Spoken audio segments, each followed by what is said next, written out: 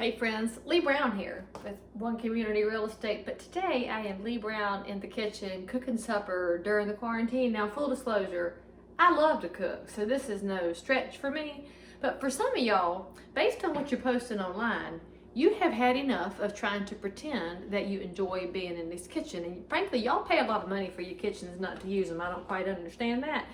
So I was gonna make something for supper, like some chicken pot pie, but my daughter is over at my in-laws' house visiting, because even under stay-at-home orders, you're allowed to visit your close family members. So I decided I would make something that was one pot and easy. So here's the ingredients that y'all need to have to make this supper. And for the record, this recipe came to me from 𝙑𝙀𝘼𝘾𝙃𝙄𝙉𝙂, who saw on Instagram that I was looking for recipes, and so she sent it to me. So if this sucks, it is not my fault. It is 𝙑𝙀𝘼𝘾𝙃𝙃𝙃.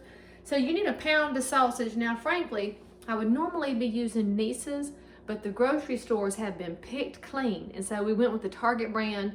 So Lord Jesus, I don't know where it came from. Let's just find out.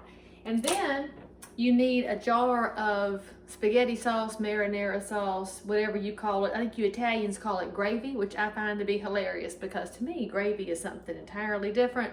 Now, I will tell you where I'm a snob on the spaghetti sauce, and y'all need to learn how to read your labels because people are sneaking things in on you if you're not reading it. And so what I look for and what I have told my children to look for is added sugar, because y'all, they have snuck sugar up into everything. Now, I want sugar in my pound cake. I don't need sugar in my spaghetti sauce. And so I hunted on this label. Now, this is a Whole Foods brand, so I must have lost my mind that day because frankly, I very rarely shop at Whole Paycheck because it's been in the pantry for a little while, but according to this, it was Best Buy, well, 2018, but I guess that's close enough to 2020. I don't think it can go bad because, you know, it can't always go bad. And then Emmy said I can use whatever pasta I had, and so I had some farfallini in the pantry, and this expired. I don't know what year it expired, but I imagine it's fine because it's dried pasta. So that's our ingredients. And then I said, Emmy, don't I need something else? And she said, oh, you need 1.5 cups of water. So I have pre-measured it, kind of like I'm on television and making things easy. So what we're gonna do is, I got my stove cut on to medium high, which frankly, that's about the right place for anything. And I'm gonna open up my sausage.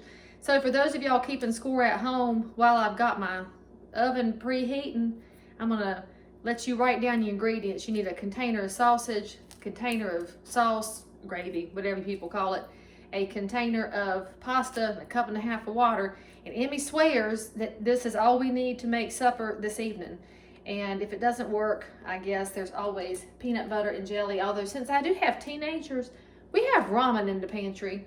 And I think you can feed the whole community on ramen for approximately $4 for a couple of months. So if the zombie apocalypse does actually wind up happening, I reckon we can all eat ramen and we'll be okay. Although we're gonna have a problem with our sodium dietary intake, but I guess we will learn to get over that.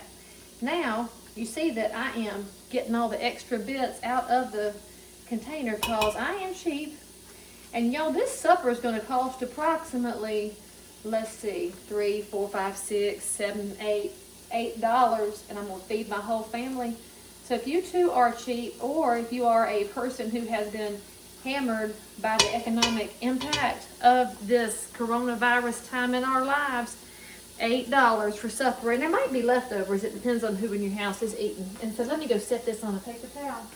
I did not accommodate my camera for me to go to the sink. I did not plan that far in advance because, you know, I'm not really a television cook. Although I do keep a wet paper towel around all the time. And frankly, I stir with wooden spoons. And I can do lots of things with wooden spoons, but that's a different discussion for a different time.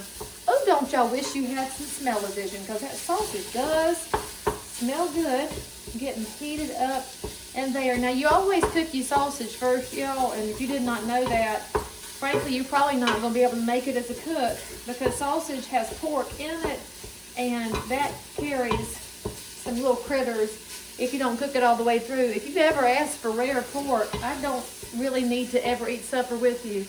Now, while that's getting warmed up there a little bit, I'm going to have an adult beverage.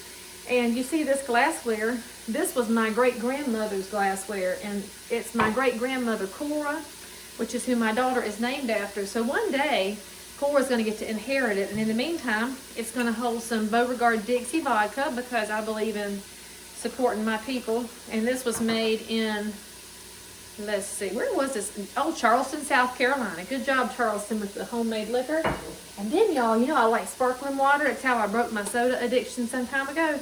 They have a new brand at the Lowe's Foods called 𝙏𝙀𝘼𝘾𝙏𝙏. So I bought some of that. This is apple ginger, and the flavors are very good. So if you've been drinking the other kind and you're bored and tired of it, try something different sometimes. Now, this is going to get nice and heated up.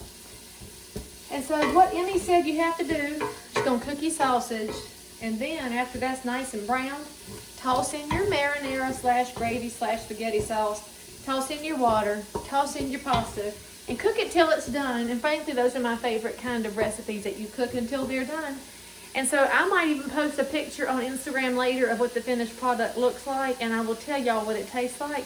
And in the meantime, if you think this is fun, then I might start a whole series of cooking supper with y'all while we're all trapped at home for the interim.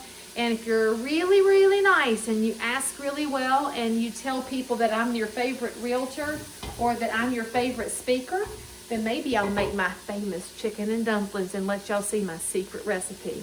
I'll see you next time. Oh, subscribe, give me some stars, and I'll see you next time.